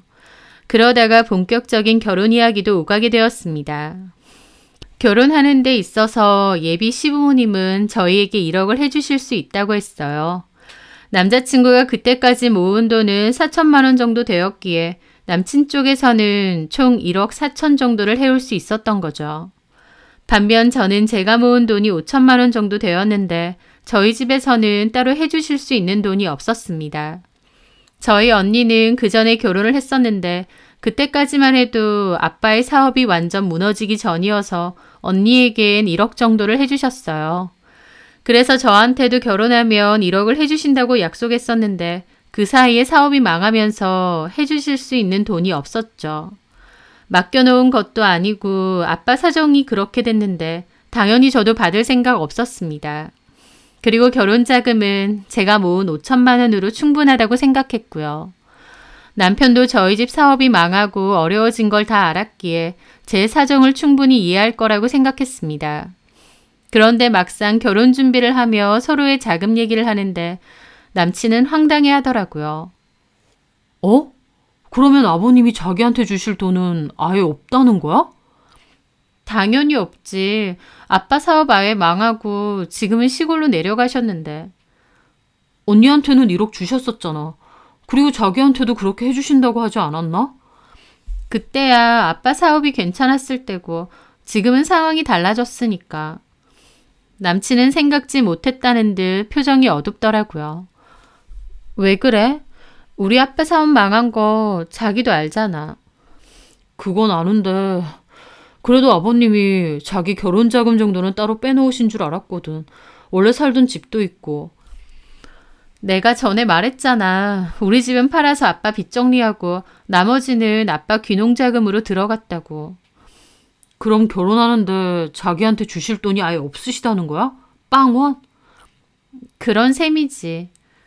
저는 심각한 남친의 표정을 보고 기분이 좀 그렇더라고요. 저희 집 사정 어려워진 걸 알기에 제 상황도 충분히 안다고 생각했는데 남친이 너무 의외라는 표정을 지으니까요. 아니 나는 어떻게 계획을 했냐면 우리 집에서 1억 그리고 내가 4천 자기가 5천 그리고 아버님이 1억을 해주실 줄 알았어. 그러면 얼추 3억 정도 되니까 거기다 조금 더 대출받고 집을 살 수도 있겠다 싶었던 거지. 저희 아빠가 예전에 언니 결혼할 때 저한테도 똑같이 1억을 주신다고는 했었지만 상황이 달라졌기 때문에 없던 일이나 마찬가지라고 생각했는데 남친 생각은 다르더라고요. 아빠가 제 결혼 자금은 따로 빼놨을 거라 생각했던 겁니다. 어쨌든 저는 해올 수 있는 돈이 5천만 원이 전부라고 했습니다. 남친도 알겠다며 자기 부모님하고 다시 얘기해보겠다고 하더라고요. 남친이 착잡해하니 저도 마음이 좀 불편했습니다. 그 남친은 자기 부모님이랑 얘기를 해봤는데 1억이나 모자라는데 매매를 하는 건 좀 무리인 것 같고 일단 전세로 살자고 하더라고요. 대출은 많이 받고 싶지 않다면서요. 남친은 연애 때도 자기가 살고 싶은 아파트가 있다는 말을 자주 했고 결혼하면 거기서 살자는 소리도 잘했어요. 그 집을 사서 들어가자면서요. 하지만 저희 아빠가 보태주실 돈이 없으니 매매는 어렵고 그냥 전세로 살자고 했습니다. 몹시 아쉬워하면서요. 그런 모습에 저는 남친에게 미안한 감정도 가져야 했습니다. 하지만 남친은 괜찮다며 상황이 달라진 걸 어떻게 하겠느냐고 하더라고요. 그렇게 저희는 결혼을 하게 되었고 집은 전세로 들어가게 되었습니다. 그런데요. 남편은 분명 결혼 전만 해도 상황이 이렇게 된 걸 어떻게 하겠냐. 돈 열심히 모아서 나중에는 꼭 집을 사자고 했었는데 막상 결혼하고 나서는 은근슬쩍 그 얘기를 자꾸 꺼내는 겁니다. 내 친구 이번에 결혼하는데 집 사서 들어간대. 어머, 그래? 여자 쪽에서 결혼 자금으로 꽤 많이 보태줬다네. 그렇구나. 좋겠다. 나도 이왕 결혼하는 거 전세가 아니라 매매로 들어가고 싶었는데. 나는 언제 내 집 장만하냐? 라는 식으로 은근하게 눈치를 잘 주더라고요. 게다가 자기야, 그거 알아? 전세나 월세처럼 주거 불안정으로 인한 스트레스가 엄청나대. 나도 전세로 살고 있다 보니 내 집이 아니라서 그런지 늘 불안한 거 있지. 자기는 그런 거 없어? 자기도 전세는 처음 살아봤을 거 아니야. 글쎄, 나는 딱히. 자가로 살아야 뭔가 안정이 되고 그런 게 있을 텐데. 우리는 아기도 그냥 늦게 갖자. 집부터 사고 아기를 갖던지 말던지 해야 될 거 아니야. 애 데리고 전세 전전하는 것도 그렇고. 하는 식이었습니다. 한두 번 그러면 말도 안 하겠는데 톡하면 저런 식으로 눈치를 주니까 저도 점차 위축되고 스트레스 받더라고요. 그래서 한 번은 남편에게 대놓고 말한 적도 있습니다. 이 집 그새 가격이 또 올랐더라고. 그때 우리도 전세가 아니라 매매를 했었으면 이득이 얼만데. 여보, 왜? 왜 자꾸 그러는 거야? 혹시 일부러 그러는 거야? 내가 뭘? 우린 이미 전세로 살고 있잖아. 근데 왜 자꾸 집을 샀어야 되느니 그런 의미 없는 소리를 하느냐고. 말도 못해? 일부러 나 들으라고 그러는 거잖아. 우리 집에서는 딱히 결혼할 때 보태준 돈 없다 보니 자기가 그런 말 안 해도 나 미안한 것도 있어. 그런데 자기가 자꾸 그런 말 하니까 나한테 대놓고 눈치 보라고 그러는 것 같아. 제 말에 남편은 펄쩍 뛰었습니다. 뭔 소리해? 내가 뭔 눈치를 준다고 그러는 거야? 나는 그냥 아쉬워서 하는 소리잖아. 그런 소리도 한두 번이지. 솔직히 내 입장에선 좀 그래. 무슨 말도 못해. 자기야말로 너무 예민하게 받아들이는 것 같은데? 듣기 좋은 꽃노래도 한두 번이라는데 자꾸 나 때문에 이 집 못 샀다 하는 것 같아서 좀 그렇다고.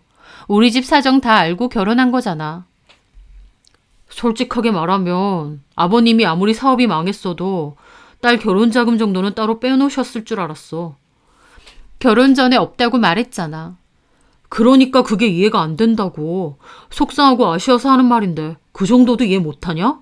톡 까놓고 요즘 거의 다 반반 결혼하는데 나 1억 4천, 자기 겨우 5천만 원 해왔잖아. 자기가 1억만 더 해왔어도 우리 얼마든지 집 살 수 있었어. 이제 와서 왜 그래? 결혼 전에 얘기하던가. 그땐 괜찮다며. 살다 보면 아쉬워질 수도 있지. 무슨 말도 못하게 하네. 그러는 겁니다. 저는 자꾸 집 얘기하고 저를 눈치 주려는 남편이 너무하다는 생각이 들었어요. 게다가 더 화가 나는 건 저희끼리 싸운 얘기를 자꾸 시어머니에게 한다는 거였습니다. 남편과 다툰 다음 날이면 어머님이 저에게 꼭 전화를 해서는 왜 사이좋게 안 지내고 자꾸 다투느냐. 너네 신혼인데 벌써부터 이렇게 삐걱거리면 어쩌느냐. 뭐라고 하십니다. 저는 남편에게 왜 싸운 얘기를 다 어머님에게 일러바치느냐 그랬고 남편은 속상해서 엄마한테 얘기도 못하게 하느냐고 지가 더 펄쩍 뛰더라고요. 4년 연애하면서도 남편이 저렇게 유치하고 속 좁고 마마보이 기질까지 있는지는 몰랐는데 결혼하고 같이 살아보니 그 진짜 성격이 단박에 나오더라고요. 4년 연애하면서도 싸운 횟수가 손에 꼽을 정도인데 결혼하고 나서는 싸움의 횟수가 몹시 늘어났습니다. 나중에는 싸우지는 않더라도 기본적으로 서로를 언짢아 하고 말도 잘 섞지 않을 정도였죠. 남편과 저는 신혼 기간부터 이미 삐그덕거리기 시작한 겁니다. 저는 제 결혼 생활이 이럴 거라고는 상상도 못했습니다. 저는 빠르게 결혼 생활에 지쳐갔고 이런 식으로 생활을 계속 이어나가는 게 맞는 건가 의문이 들더라고요. 그러던 저에게는 또 하나의 큰 시련이 다가왔습니다. 바로 저희 아빠가 환갑인 나이에 조기치매 진단을 받으신 거였어요. 그 소식을 듣고 저는 세상이 꺼지는 것 같은 충격을 받아야 했습니다. 그렇게 건강하고 영민하시던 우리 아빠가 조기치매라니. 아마 사업이 망하게 되면서 받은 충격과 스트레스가 너무 컸던 게 원인이 아닌가 싶기도 하더라고요. 조기치매는 진행 속도도 정말 빠르더군요. 하루가 다르게 병세가 악화되는 겁니다. 초반에는 아빠가 너무 걱정 말라며 저희를 위로도 해주시고 괜찮으셨는데 너무 빠른 진행 속도 때문인지 나중에는 식사도 못 하시고 거동까지 힘들어지실 정도였죠. 언니랑 저도 하루가 다르게 악화가 되어가는 아빠를 보면서 눈물이 마를 새가 없었습니다. 그렇게 듬직하고 건강하고 활기차던 우리 아빠가 이렇게까지 쇠약해지고 아파지다니. 치매라는 그 병이 너무 증오스럽고 한평생 성실하고 선하게 잘 살아오신 우리 아빠에게 이런 시련이 닥친 걸까 막연한 원망이 들기도 했습니다. 아빠가 아프시다 보니 저도 아빠 간호를 위해 자주 아빠가 계신 곳으로 내려가게 되었습니다. 거리로 치면 2시간 정도 걸리지만 아빠가 아프신 거니 틈만 나면 내려가게 되었죠. 언니도 자주 내려왔고요. 아빠는 그맘때 병원 입원과 퇴원을 반복하시다가 나중에는 합병증으로 대학병원까지 입원하게 되셨어요. 입원 횟수로 치면 3번째 입원이었죠. 그렇게 아프신 아빠를 자주 찾아뵙게 되었는데 그맘때 남편은 저에게 점차 불만이 쌓였습니다. 아프신 아버지 때문에 왔다 갔다 하는 건데 남편은 뭐가 불만인지 늘 기분이 안 좋아 있더라고요. 그러던 어느 날 저녁에 갑자기 병원에서 전화가 왔습니다. 아빠가 위독하시니 빨리 병원으로 오라고 하신 거죠. 갑자기 기도가 막혀 숨을 못 쉰다고 하셨고 심폐소생술로 심장은 뛰게 했지만 심장이 안 뛴 시간이 좀 오래돼서 뇌 손상이 컸다고 했습니다. 그래서 아빠는 의식이 없는 상태였어요. 저는 정말 울고 불고 제정신이 아닌 상태로 아빠가 계신 병원으로 가게 되었습니다. 무슨 정신으로 운전을 하고 간 건지도 기억이 안 날 정도였죠. 아빠가 금방이라도 돌아가시는 게 아닐까 두려워서 정말 다급하게 내려갔습니다. 아빠는 다행히 돌아가시진 않았지만 의식은 없는 상태였어요. 병원에서는 아빠가 어떻게 될지 모르니 그날은 병원에 있어야 된다고 하시더라고요. 언니와 형부도 울면서 병원에 도착했고 중환자실 앞 소파에서 그렇게 밤을 지샜습니다. 아빠가 잘못되면 어쩌냐며 울고 있는 언니를 형부는 계속 달래주고 괜찮으실 거다, 금방 의식을 차리실 거다라며 위로를 해주더라고요. 그 모습이 참 보기 좋으면서 장인어른이 생사를 넘나든다는데 연락 한 통 없는 남편에 대한 큰 서운함이 밀려왔습니다. 저는 다음날 회사에도 사정을 얘기하고 휴가를 썼고 남편에게도 전화를 걸어 아빠의 상태를 알렸습니다. 남편은 저한테 아빠의 상태를 들었으면서도 시큰둥하더라고요. 장인어른이 돌아가실지도 모른다는데 어떻게 이러냐, 남도 이러진 않겠다라는 생각이 들었고 남편의 반응은 저에게 큰 상처가 되었습니다. 다음날 친척들에게 아버지의 상태를 알렸고 친척들도 저희 아버지 면회를 오셨어요. 친척들까지도 회사 연차 쓰면서 일부러 왔다 가시는데 그럼에도 오지 않은 저희 남편이 참 야속하고 그 서운함은 말도 못하게 컸습니다. 하지만 그럼에도 남편을 이해해보려 했습니다. 회사 가야 되니 어쩔 수 없었을 거다. 곧 주말이니 주말에는 내려와 보겠지라고 생각하면서요. 전날 밤을 꼬박 샜기 때문에 너무 피곤했는데 언니가 저에게 자기가 병원에 있을 테니 아빠 집에 가서 한숨 자고 오라고 하더라고요. 그래서 저는 아빠의 집으로 가서 잠을 잤는데 전날에는 얼마나 마음 졸이고 긴장했는지 거의 죽은 듯이 잠이 들었습니다. 그러고 내내 자고 일어나서는 언니랑 교대를 해주려고 병원으로 바로 갔어요. 가서는 저희 아빠를 걱정하시는 친척분들의 전화 때문에 내내 전화통화를 해야 했죠. 그렇게 밤이 되었는데 남편으로부터 카톡이 2개 와 있었습니다. 이 시간에 누구랑 그렇게 전화를 해? 내가 전화 몇 통을 했는데 낮에도 전화 안 받고. 너는 내가 집에 들어왔는지 어쨌는지 관심도 없냐? 라고요.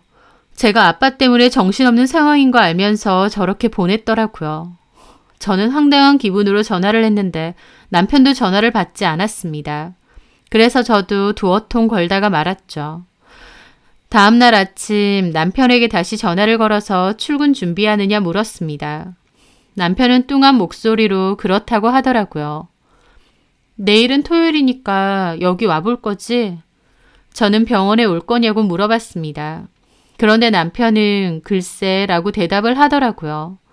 장인어른이 의식을 잃은 상태로 중환자실에 있다는데 글쎄라고 말하는 겁니다.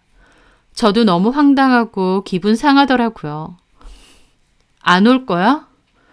꼭 가야 돼? 그럼 일요일에 갈게. 왜? 나 너무 피곤해.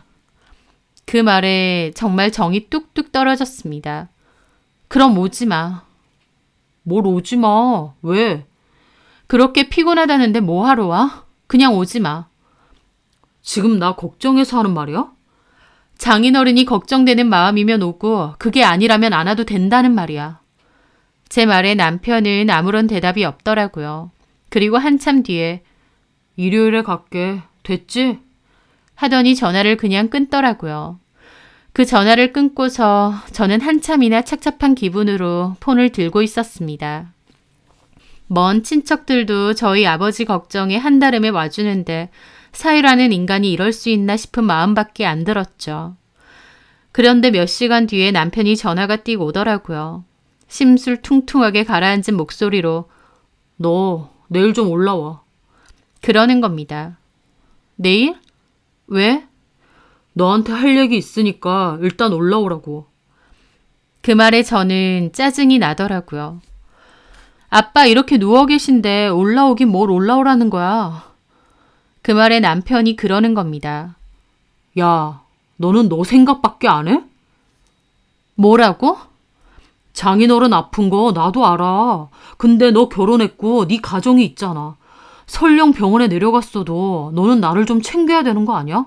하루 종일 전화 한 통도 하지 않고 내가 걸어도 똑바로 받지도 않고 내가 밥을 먹었는지 어쨌는지 너는 관심도 없지? 너 결혼한 여자야. 장인어른 챙기는 것도 중요하지만 네가 해야 될 일도 있는 거야. 그렇게 툭 하면 집 비우고 친정 내려가 있으면 나한테 조금이나마 미안해해야 되는데 너는 그런 것도 하나도 없잖아. 나는 그런 게 화가 난다는 거야. 그러는 겁니다. 서운하고 기분 상해야 될 건 저인데 오히려 남편은 자기를 안 챙겨줬다고 화가 난다는 거였죠. 너무 어처구니가 없더라고요. 내가 너한테 미안해야 한다고? 아빠가 아파서 그것도 중환자실에 입원해 계셔서 이대로 돌아가시면 어쩌나 걱정돼서 미치겠는데 그런 나한테 네 생각 안 해준다고 징징거리는 거야? 뭐야? 징징? 너 말 다 했어? 너야말로 어떻게 나한테 이래. 우리 아빠 아프신데 걱정이나 위로 한마디 없고 여기 온 친척들도 다 수군거리더라. 둘째 사이는 코빼기도 안 보인다고. 형부는 휴가까지 내고 병원 지키고 있어. 근데 너는 뭐야? 심지어 내 친구들까지 우리 아빠 보러 병문안 왔는데 사위라는 인간이 어떻게 한 번을 안 와? 야, 어디다 대고 비교야. 그리고 장인어른이 당장 돌아가셔? 병원 입원한 것도 이번이 처음도 아니잖아. 감기만 걸려도 입원하시더만. 뻑하면 입원하는데 너는 그때마다 이렇게 집 비우고 쫓아다닐 거야? 그리고 너랑 나 둘 중에 한 명만 내려가 있으면 됐지. 왜 나까지 가서 그러고 있어야 되는데. 우리 아빠 아프시고 난 뒤에 면역력이 바닥이어서 감기만 걸려도 합병증으로 돌아가실 수도 있는 상태였어. 그래서 입원했던 거야. 우리 아빠가 나를 어떻게 키워주셨는데. 근데 아빠 돌아가실지도 모르는 이 상황에 병원에 와 있는 거 가지고 그런 식으로 말해? 너 입장 바꿔서 어머님이나 아버님 중환자실에 입원해 있다고 생각해봐. 내가 거기다 대고 당장 돌아가실 것도 아닌데 나도 가야 되느냐. 그런 말 했다고 생각해보라고. 야, 너랑 나랑 같냐? 우리 부모님은 나 결혼한다고 1억이나 보태주셨어. 우리 집은 마냥 형편 좋고 잘 살아서 그 큰 돈을 주셨겠냐?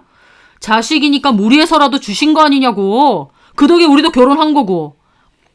하면서 또 그 얘기를 하는 겁니다. 저는 너무 지긋지긋해서 소리를 빽 질렀습니다. 그만 좀 하라고요. 너랑은 말도 안 통하고 얘기하고 싶지도 않다고.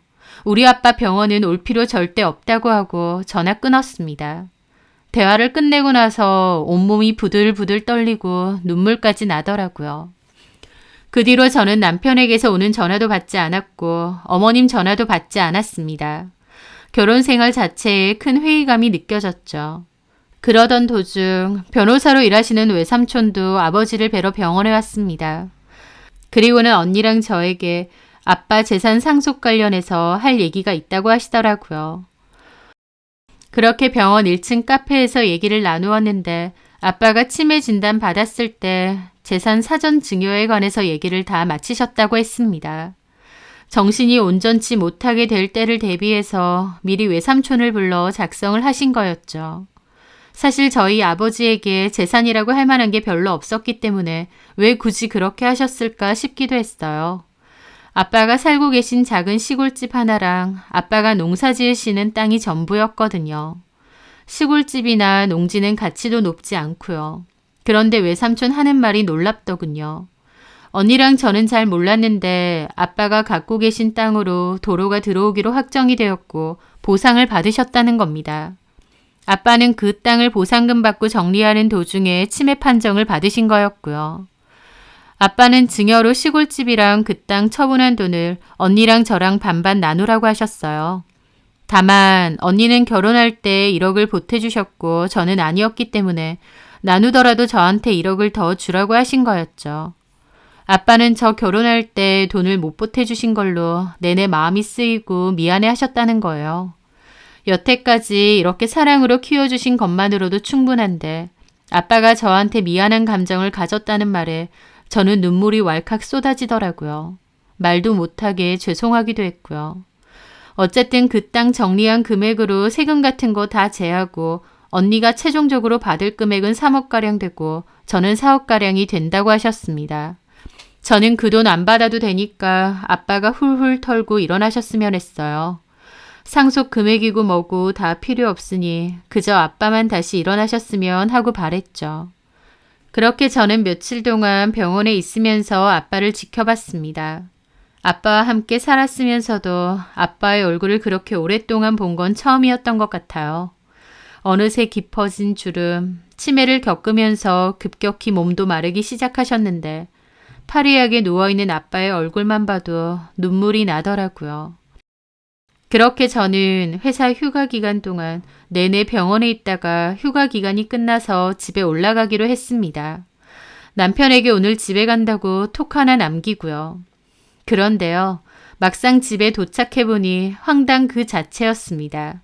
제 짐을 대강 담은 캐리어가 현관문 밖에 덜렁 나와 있었거든요. 그 캐리어를 보는데 너무 어이가 없어서 웃음까지 나더라고요. 비밀번호를 눌렀는데 비밀번호도 바꾼 모양이었습니다. 작정하고 저를 그냥 쫓아낸 것이었죠. 생사를 오가는 친정아버지 병원에 있다 온 아내의 짐을 이렇게 내놓은 것이었습니다. 내가 이런 일을 다 겪는구나 기가 막히더군요. 황당해서 초인종을 눌렀는데 남편이 아니라 어머님 목소리가 들렸습니다. 왜? 어머님이 여기 왜 계세요? 내가 내 아들 집에 와 있는 게 왜? 지금 이게 뭐예요? 왜 캐리어가 밖에 있나요? 보면 모르니? 일단 들어가서 얘기할 테니 문 좀 열어주세요. 그 남편이 저를 흘겨보며 문을 획 열더라고요. 저는 기막힌 심정을 뒤로하고 일단 안으로 들어갔습니다. 제가 자리에 앉기도 전에 어머님이 그러더군요. 너 그런 식으로 할 것 같으면 그냥 친정 가서 너네 아버지 돌보면서 살아! 어머님도 참 너무하시네요. 저희 아빠 지금 중환자실에 계세요. 그래서 너네 아버지가 당장 돌아가시기라도 했니? 아니잖아! 뭐라고요? 참 그 엄마의 그 아들이라더니 사돈이 사경을 헤매는데 괜찮으시냐 말 한마디 없이 저딴 식으로 말하더군요. 저는 어머님한테 말할 것도 없다 싶었습니다. 입 다물고 있는 남편 얼굴이 그렇게 꼴보기 싫을 수가 없더라고요. 그래서 내 짐 싸서 내놨어? 그래. 누구 맘대로? 여기 내 집이야. 기억 안 나? 네 돈으로 혼수했잖아. 혼수는 나중에 알아서 들고 가던지. 그놈의 집. 진짜 지겹다. 이럴 거면 애초에 결혼은 왜 했니? 내가 결혼 전부터 우리 집에서도 돈 보태줄 수 있다고 속인 것도 아니고 다 알고 한 결혼이면서 결혼 생활 내내 사람 피를 말리더니 끝까지 이런 식으로 나와? 나는 네가 이렇게 뻔뻔할 줄 몰랐다. 최소한 우리 부모님이 이렇게 보태줬으면 나한테도 잘하고 우리 집에도 잘할 줄 알았지. 내가 못한 게 뭔데? 지금 네가 하는 걸 봐. 지네 아빠 아프다고 남편이고 집은 나 몰라라고. 너 그리고 우리 부모님한테 어떻게 했냐? 나 같으면 고마워서 일주일에 한 번씩 찾아가고 매일 안부 전화했겠다. 너는 결혼하고 우리 아빠한테 전화 한 번 한 적은 있고? 너랑 나랑 같아? 나는 니네 아빠한테 받은 게 아무것도 없잖아. 그러는데 그 순간 머리가 띵해지더라고요. 아, 긴 말할 것도 없이 이 인간이랑은 끝이구나. 이런 얘기 할 필요도 없겠구나. 순식간에 모든 마음의 정리가 다 되었습니다. 이런 인간 같지도 않은 것들이랑 가족이랍시고 같이 있는 것도 시간도 아깝더라고요. 저는 허탈한 기분으로 말했습니다. 그래, 내 가방을 이렇게 해놓은 건 이혼하자는 뜻이지? 그래, 순순히 이혼하고 각자 갈 길 가자. 나 너랑 못 살겠어. 그렇게 너네 친정만 챙길 것 같으면 이혼하고 그러고 살아. 그래, 좋아. 이혼 서류 작성하고 나한테 연락해. 바로 도장 찍어줄 테니까. 내가 해온 혼수는 건들지 마. 금방 다 들고 갈 거니까.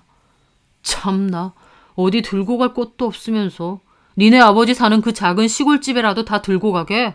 다 들어는 가려나 몰라. 그러는 겁니다. 저는 그 말에 코웃음 치며 그랬죠. 아니, 번듯한 아파트 하나 사서 거기다가 넣을 거야. 그러니까 내가 해온 가정가구에 손도 대지 말라고. 그 말에 남편도 코웃음 치더라고요. 번듯한 새집 같은 소리 하네. 돈도 없으면서 뭔 돈으로? 저 역시도 팔짱 끼고 웃으며 그랬죠. 우리 외삼촌 변호사 하는 거 알지? 어제 외삼촌이 아빠 보러 오셨더라고. 사이놈도 한 번을 안 오는데 친척들은 다 병문안 오셨고 외삼촌도 오셨어. 그리고 아빠가 남기신 재산 상속 얘기를 하시더라. 아빠 더 심하게 아프기 전에 정리해 두셨던 거. 그 말에 남편 노골적으로 비웃더라고요. 야, 사업 다 망해서 시골로 쫓겨내려 가셨으면서 재산은 무슨, 뭐, 그 코딱지만한 시골집 말하는 거야? 그거 팔리기는 하냐? 팔아서 몇 천만 원은 되냐? 그걸로 너네 언니랑 나눠서 집 사게? 아니면 그 농사 짓는 땅? 그 아무리 땅이 있어봤자 시골 땅 그거 팔아서 얼마 된다고. 그 말에 제가 그랬죠. 그 땅 도로 확정된 건 모르나 보네. 우리 아빠 보상금 두둑히 받고 그 땅 정리하셨어. 이것저것 다 떼고 언니 3억, 나 4억 주시기로 했고. 그 말에 어머님과 남편 정지화면처럼 굳더라고요. 제 입에서 4억 소리 나오니까 멍해지는 겁니다. 그러더니 뭐? 야, 너 거짓말이지? 내가 너한테 거짓말을 왜 하겠니? 그러니까 내 혼수 그대로 놔두라고. 내가 싹 들고 갈 거니까. 야, 잠깐만. 너 그거 뻥이지? 야, 소진아, 그게 무슨 소리야? 저는 콧방귀 끼고 그대로 나갔습니다. 남편의 망연자실한 표정을 뒤로 하고요. 그 남편이 이혼 서류 안 보내길래 제가 먼저 보냈습니다. 도장 찍어서 접수하라고요. 하지만 남편은 제 말에 지도 뭘 알아봤던 것 같고 제 말이 다 사실인 걸 안 모양이더라고요. 갑자기 저한테 연락해서는 미안하다느니 자기가 생각이 짧았다느니 아버님 병원 가려고 한다느니 개소리를 하더라고요. 너네 아빠가 준 것도 없지 않느냐 할 땐 언제고 증여받는다고 하니 갑자기 똥줄이 타는지 아빠 병원에까지 온다는 겁니다. 저는 이혼할 건데 병문안을 왜 오느냐 필요 없으니 꺼지라고 했죠. 그럼에도 남편 놈은 기어코 병문안까지 왔더라고요. 모든 사정을 다 아는 저희 언니랑 형부는 인사도 하지 않고 투명인간 취급했습니다. 이혼 서류 갖고 왔어? 저기, 소진아, 우리 얘기 좀 하자. 아무리 그래도 이혼이 쉬운 것도 아니고. 그 쉽지 않은 걸 네가 쉽게 해주더라고. 내 짐 싸서 현관문 밖에 내놓을 땐 언제고 이제 와서 이혼이 쉽지 않아졌어? 자기야, 미안해. 내가 생각이 짧았다. 아버님한테도 너무 죄송해. 아버님은 끝까지 우리 생각해 주셨는데. 내가 생각해도 내가 너무 한심하고 바보 같은 거 있지. 아버님 저렇게 누워 계신 거 보니 나도 너무 마음이 안 좋고 참 내가 잘못했다는 생각이 드네. 내가 진짜 어리석었어. 저는 남편의 개소리를 대꾸 없이 듣고 있었습니다. 그리고 한마디 했죠. 이혼 서류 안 들고 왔으면 돌아가. 너랑 한마디도 더 섞고 싶지 않으니까. 소진아. 너 지금 이러는 게 더 속보여. 돈 한 푼 안 보태준 장인 병원에 내가 왜 가냐고 할 땐 언제고. 돈 얘기 나오니까 득달같이 찾아와? 나 참. 이혼 서류 보내. 이혼 서류 안 보내면 나는 바로 우리 외삼촌한테 말해서 이혼 소송 시작할 거니까. 괜히 변호사비 날리고 싶지 않으면 그냥 깔끔하게 협의 이혼하자고. 소진아, 자기야. 이혼이 쉬운 것도 아니고 우리 얼마든지 대화로 잘 풀 수 있잖아. 우리 돈 때문에 사이 안 좋았던 건데 그 돈이면 우리 얼마든지 잘 지낼 수 있고. 아니, 내가 여기서 너랑 이혼 안 하고 덮으면 그건 우리 아빠한테 죄 짓는 거야. 우리 집에서 결혼 자금 그거 좀 안 보탰다고 네가 나한테 어떻게 하고 우리 아빠한테 어떻게 했는데. 그런데도 내가 너랑 결혼 생활을 이어가면 나야말로 등신 인증이지. 나는 네 밑바닥 다 봤고 네 본심 다 봤어. 너랑 계속 살 생각이 개미 눈곱만큼도 없거든. 그러니까 헛수고 그만하고 이혼 서류나 똑바로 작성해서 연락해. 남편이 그럼에도 저한테 매달리자 저희 언니랑 형부도 쫓아와서 경고했습니다. 헛소리 말고 가라고요. 장인어른 아프든 말든 한번 와보지도 않고 왜 자기 안 챙겨주냐며 헛소리하던 인간이 이제 와서 돈 생각하니까 아쉽냐면서요. 언니와 형부에게까지 모욕을 듣고 남편은 결국 자리를 떴습니다. 남편은 그 후에도 협의이혼에 응하지 않아서 제가 결국 외삼촌을 통해서 이혼 소송과 위자료 소송까지 걸었어요. 남편은 뒤늦게 협의이혼으로 하겠다고 했지만 저는 필요 없다고 위자료도 물라고 했죠. 남편은 제가 친정만 챙기느라 가정에 소홀했다는 말도 안 되는 주장을 했고 저는 남편이 그동안 결혼자금 덜 냈다고 모욕 준 거, 눈치 준 거, 그리고 아버지 병문안도 한 번도 안 와보면서 저희 아버지 욕한 것까지 증거란 증거는 싹 모아서 제출했습니다. 혼인기간이 짧아 위자료가 많지는 않았지만 어쨌든 남편이 유책으로 이혼도 성립되고 소정의 위자료도 받게 되었죠. 이혼 소송은 제 승소로 끝이 났으나 이혼 소송 과정에서 저희 아빠는 결국 돌아가시게 되었습니다. 한평생 저와 언니를 위해서 살아오신 아빠가 그렇게 돌아가시자 저도 감당하기 힘든 슬픔이 찾아오더라고요. 아빠에게 끝까지 잘못한 것 같아 죄송하기도 했고요. 하지만 이럴수록 더 꿋꿋하게 살아야 된다. 그게 아빠가 원하시는 거다라는 언니의 말에 저도 악착같이 일어났습니다. 사전 증여를 받았기에 그 돈으로 보란듯이 아파트 매매도 했습니다. 그리고 남편네 집에서 재혼수 싹 빼서 새 집에 넣었어요. 동창 친구에게 전해 들으니 남편도 당연히 그 소식 들었고 제가 아파트 매매해서 들어갔다는 소리에 땅을 치고 후회했다고 하더라고요. 그렇게 집 사서 들어가고 싶다 노래를 했던 인간인데 결국 이렇게 됐으니까요. 그런데 후회하면서 한다는 소리가 장인어른이 결혼하고 2년도 안 돼서 돌아가실 줄 알았으면 잘할 걸 그랬다는 겁니다. 그 얘기를 듣는데 정말 끝까지 인간성 바닥인 인간 쓰레기구나, 잘 헤어졌구나 싶었어요. 그 말에 친구 역시 정 떨어져서 거리 두고 지낸다고 하더라고요. 저는 이혼 후 그 집에서 혼자 지내며 이따금씩 아빠를 안치해둔 납골당에 갑니다. 그곳에서라도 아빠를 만나고 싶어서 자주 가게 되는 것 같아요. 가면 마치 아빠가 반겨주시는 것처럼 따뜻한 기분도 들고요. 한평생 저랑 언니를 위해 최선을 다해 사셨는데 이렇게 돌아가신 게 생각할수록 마음이 아픕니다. 하지만 마지막까지 자식들을 걱정하고 염려하신 아버지를 생각해서라도 밝고 행복하게 살아가려고 해요. 제가 행복하게 사는 것이 돌아가신 아버지가 바란 일일 테니까요. 남편이 그 비열한 본성을 일찌감치 드러내줘서 아빠가 남기신 유산을 같이 누리지 않은 게 참 다행이기도 합니다. 아빠를 늘 제 마음속에 품고 씩씩하게 잘 살아가려 해요. 제 사연 들어주셔서 감사합니다.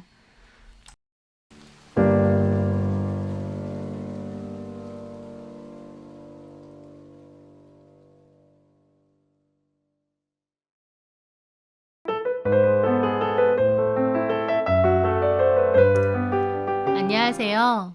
저는 7개월 아기를 키우고 있는 아기 엄마입니다. 얼마 전 저와 동서지간인 형님이 집에 놀러 오셨어요. 저희 집과 멀지 않은 동네에 살아서 연락도 많이 하고 교류도 잦은 편인데 아이를 어린이집 보내고 놀러 오셨더라고요. 밥 먹고 저희 아이를 함께 보면서 이런저런 대화를 하다가 문득 형님이 갑자기 1년 전 그 일에 대해서 이야기를 꺼내시는 거예요. 아, 진짜 그때 너무 꼬셨는데 다시 생각해도 동서 대박이야, 진짜. 아, 그 일요? 어떻게 생각만 하던 걸 그렇게 할 수가 있어? 최고라니까? 형님의 말에 저는 멋쩍게 웃었죠. 아, 그 일로 시댁하고 인연 끊을 뻔했잖아요. 끊겼으면 더 좋은 거 아니고? 하면서 형님이 막 웃으시길래 저도 덩달아 웃으면서 그때 생각이 나서 이렇게 사연을 보내게 되었습니다. 저는 4년 전 결혼 준비하면서 그때 당시엔 남자친구였던 남편네 집에 처음 인사를 갔습니다. 잔뜩 긴장을 하며 제 나름대로 선물도 준비하고 옷차림이나 머리 스타일도 신경 써서 갔었죠. 그런데 어머님이 저를 본 첫 순간 하신 말을 저는 아직도 잊을 수가 없어요. 저를 보자마자 하신 말씀이 어머나, 왜 이렇게 커? 거인이 들어오는 줄 알았어. 였거든요. 저는 그때 어머님과 초면인 상태였습니다. 그런데 처음 본 아들의 여자친구에게 한 첫마디가 거인이 들어오는 줄 알았다니요. 참 기가 막히죠? 저는 키가 172예요. 여자 키치고 큰 편 맞습니다. 남편 키가 176인데 서 있으면 저랑 큰 차이가 안 나 보이고 딱 봐도 커 보이긴 해요. 하지만 아무리 그래도 그렇지 처음 본 사람한테 다짜고짜 거인이라니요. 황당하더라고요. 남친도 당황하고요. 그때 처음 본 형님도 옆에 계셨는데 본인이 더 깜짝 놀라면서 무슨 소리 하시는 거예요, 어머님? 키도 크고 늘씬해서 모델 같구만. 하면서 급하게 어머님을 말리더라고요. 저는 순간 무슨 표정을 지어야 될지 모르겠어서 그냥 어색하게 웃으며 제가 좀 키가 커요 하고 말았습니다. 어머님은 좀 작으신 편이었어요. 남편 말로는 150대 초반이라고 하셨는데 마르기도 많이 마르셔서 체구가 참 작으시더라고요.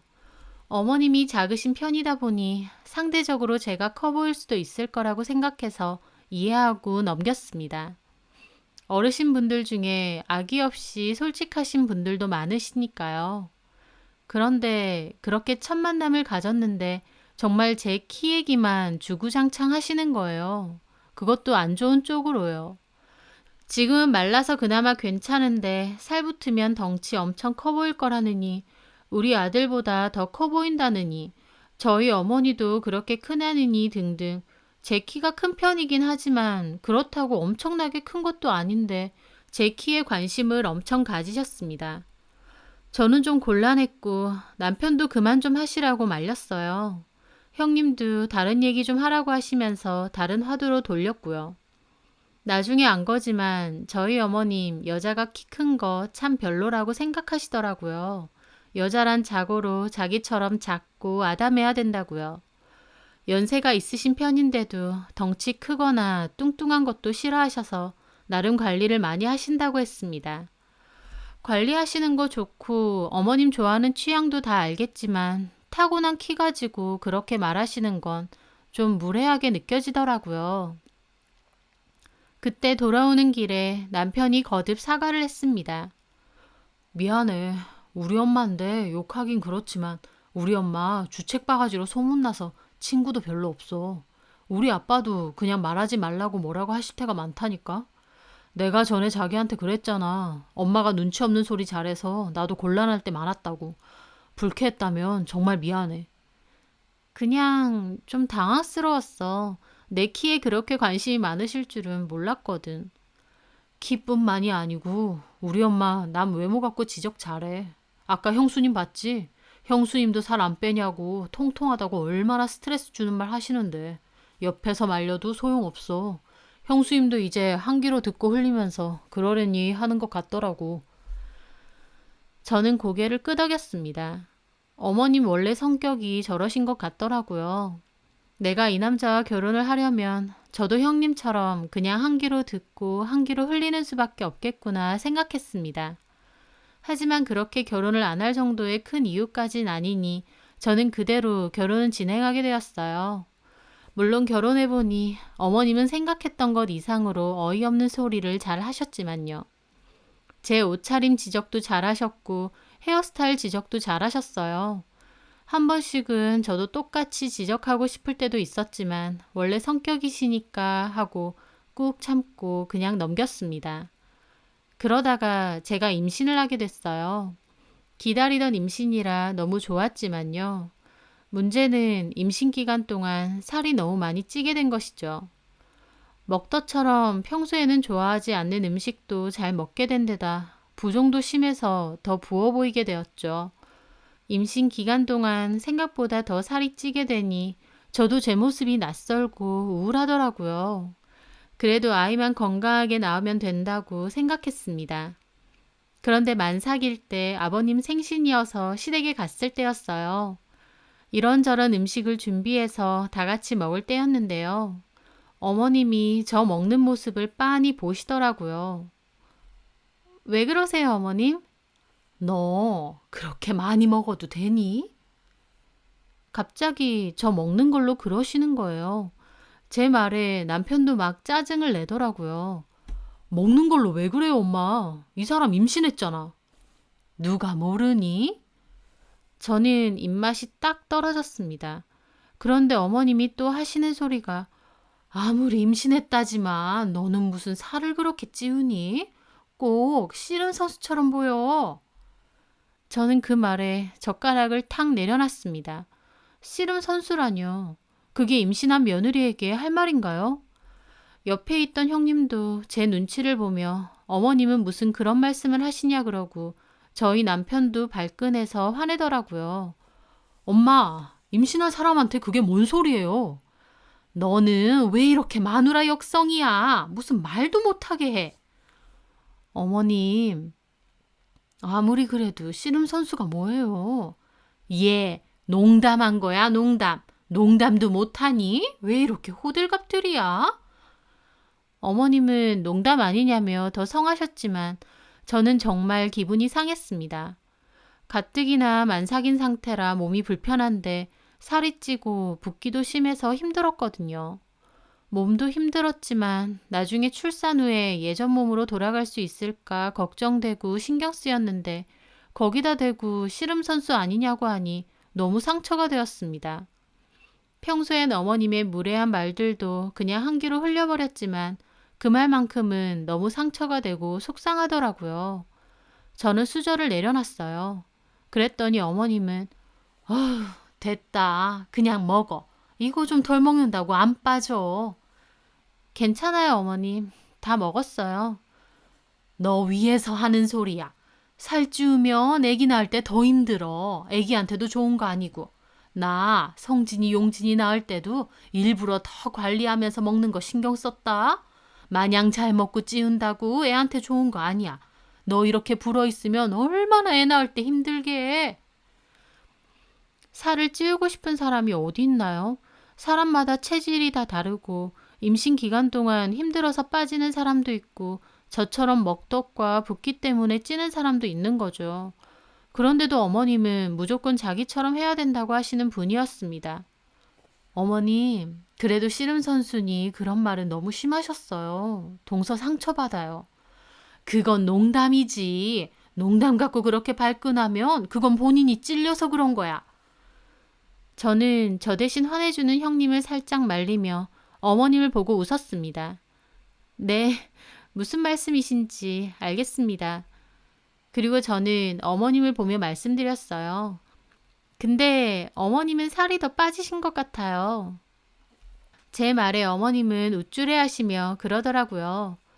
네가 봐도 그렇지? 내가 쌀밥을 요새 안 먹거든. 순 탄수화물 덩어리 아니야. 이 나이에도 내가 이렇게 관리한다. 너네 아버님은 복 받은 줄 알아야 돼. 너네도 나보고 배워. 관리하는 거 좋죠. 그래도 어머님 너무 살 많이 빼지 마세요. 나이 드실수록 골고루 드셔야지. 너무 빼시면 건강에도 안 좋잖아요. 나는 나 알아서 해. 걱정 마. 아니에요, 어머님. 요새 살이 너무 빠지신 것 같아요. 왜냐면 어머님 모습이 꼭 말린 대추 같아 보여서요. 말린 대추. 제 말에 어머님 수저 멈추시고 벙찐 얼굴로 저를 봤습니다. 그런데 더 웃긴 건 저희 형님 그 순간 못 참으시고 푹 하고 웃으신 거예요. 어머님은 얼굴 새파래지셔서 저와 형님을 노려보시더라고요. 뭐라고? 나이 드실수록 잘 드셔야 해요. 탄수화물도 필수 영양소인데 잘 챙겨 드셔야죠. 안 그러면 피부 탄력도 없어지고 몸에도 안 좋고 꼭 말린 대추처럼 되니까. 야, 너 그 대추 소리 그만 안 해? 어머님은 제대로 열받으셔서 소리 지르셨고 저는 놀란 척 하고 있었습니다. 저도 일부러 그런 거예요. 어머님도 똑같이 느껴보시라고요. 하지만 왜 화내시는지 모르겠다는 표정을 짓고 있었죠. 왜 그러세요, 어머님? 뭐? 말린 대추? 너 말이면 다야? 비유가 그렇다는 거죠, 어머님. 그냥 농담이에요, 농담. 제 말에 어머님은 얼굴 시뻘개지시는데 저희 남편 말이 더 히트였습니다. 그래, 엄마. 왜 이렇게 발끈해? 엄마가 아까 농담에 발끈하면 그건 찔려서 그런 거라며. 엄마 찔려? 말린 대추 소리에? 야, 아들이라는 놈이. 아, 별말도 아닌데 왜 소리를 지르냐 그거죠. 옆에서 가만히 식사하시던 아버님도 말하시더라고요. 그래, 밥 먹는데 왜 이렇게 소란들이야? 아니, 당신은 저 소리를 듣고도 가만히 있어요? 아, 농담이라잖아. 당신도 툭하면 가족들한테 농담이라시고 할 말 못할 말 다 하면서 뭘 그래? 아버님까지 제 편을 들어주셨어요. 사실 아버님도 어머님 때문에 화나신 적 많거든요. 어머님은 혼자 열내시면서 저희 보고 밥 먹고 그냥 가라고 하시더라고요. 참나, 내가 며느리한테 말린 대추 소리나 듣고 너네 그냥 챙겨서 가라. 아, 엄마. 아, 그냥 가. 너네 보기 싫으니까. 저는 왜 화내시는지 이해 안 된다는 표정 짓고 있었고 남편은 알겠다며 엄마도 화나시기 전에 가자면서 저를 데리고 후다닥 나왔습니다. 집으로 가는 길에 살짝 걱정돼서 남편에게 그랬죠. 어머님, 화 많이 나셨을까?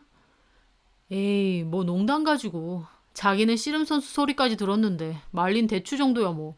우리 엄마도 그런 소리 한번 들어보셔야 돼. 그래도 아까 엄청 화나셨던데. 괜찮아, 괜찮아. 뭐라고 하시면 내가 말씀드릴게. 사실 남편도 학창시절 때 살이 좀 많이 쪘었는데 그때 어머님이 돼지니 하마니 무지하게 뭐라고 하셨다 하더라고요. 가족들 중 어머님의 거침없는 언변에 상처받지 않은 사람이 없었던 겁니다. 저도 일부러 그런 거긴 하지만 엄청 심한 말도 아닌데 제 말 한마디에 그렇게까지 파들파들 화내실 줄은 몰랐어요. 어쨌든 어머님은 저한테 다음날 전화하셨더라고요.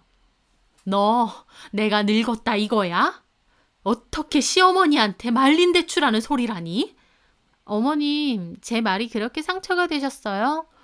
당연하지. 가뜩이나 주름 늘어서 신경 쓰이는데 너 같으면 신경 안 쓰여? 어머님이 그러시길래 저도 말했습니다. 기분 나쁘셨으면 죄송해요. 하지만 어머님도 저한테 사과해 주세요. 뭐? 저보고 씨름 선수 같다고 하셨잖아요. 저 지금 만삭이고 당연히 살찔 수밖에 없어요. 가뜩이나 몸 상태 변해가고 붓기도 심해서 너무 힘든데 씨름 선수 같다고 하시면 저는 상처 안 받나요? 어머님도 말린 대추 소리에 상처 받으신 것처럼 저도 상처 받아요. 제 말에 어머님은 아무 말 없으시더라고요. 평소 같으면 농담도 못하냐고 그러셨겠지만 이미 본인도 농담 때문에 한바탕 화를 내셨으니 그렇게 말하실 순 없었겠죠. 한참 뒤 어머님은 그래, 네가 씨름 선수라는 소리에 그렇게 기분 상했다면 나도 사과하마. 네, 어머님. 저도 죄송해요. 어머님은 멋쩍은 소리로 알겠다고 하시고 전화를 끊었습니다. 남한테 막말하는 어머님의 말투, 그 뒤로 고쳐졌냐고요? 아니요. 평생 그렇게 사셨는데 고쳐지시겠나요? 하지만 훨씬 나아지신 건 분명합니다. 전에는 막 하고 싶은 말 다 하셨다면 그래도 이제는 말하시다가도 살짝 눈치를 보시더라고요. 간혹 저한테도 너 이것도 마음에 담아두는 건 아니지? 하면서 신경도 쓰시고요. 이 정도면 많이 좋아졌다 생각합니다. 저희 형님도 결혼 후 어머님의 농담 아닌 농담 들으며 상처 많이 받았고 똑같이 대받아치고 싶은 거 몇 번이나 참았다고 하는데 제가 그때 농담이랍시고 대받아쳐서 너무 속 시원했대요. 그리고 형님도 어머님이 만약 또 그러시면 자기도 대받아 칠 거라고 하시더라고요. 며느리는 뭐 상처 안 받나요? 시어머니가 주는 상처 그냥 모른 척 감내해야 되는 건 아니잖아요. 농담이라고 해서 그냥 넘어갈 수 있는 게 아니니까요. 가족끼리 서로 좋은 말, 힘이 되는 말 하면 좋잖아요. 저희 어머님도 솔직함을 가장해서 무례한 말씀은 그만하시고 서로 힘이 되는 말을 해주실 수 있는 그런 어른이 돼주셨으면 하네요. 제 사연 들어주셔서 감사합니다.